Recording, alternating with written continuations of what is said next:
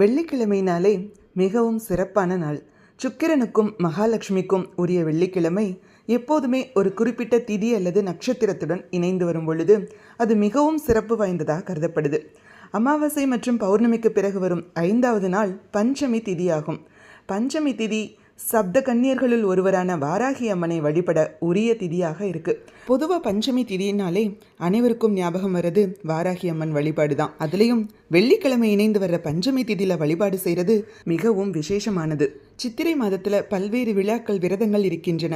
அதில் ஒன்று தான் இந்த திருமகளுக்குரிய லக்ஷ்மி பஞ்சமி. லக்ஷ்மி தேவியை வழிபடுறதுக்கும் அவளோட அருளை பெறுவதற்கும் பல விரதங்கள் இருந்தாலும் இந்த லக்ஷ்மி பஞ்சமி விரதம் மிகவும் முக்கியத்துவம் வாய்ந்தது. இந்த நாளில் மகாலட்சுமி தேவியையும் வாராகி அம்மனையும் விரதம் இருந்து வழிபடும் போது நம்முடைய குடும்ப பொருளாதார முன்னேற்றமும் உயரும், வறுமை நீங்கி குடும்பத்தில் சந்தோஷமும் நிலவும். இந்த நாள் சுபிக்ஷமான நாளாக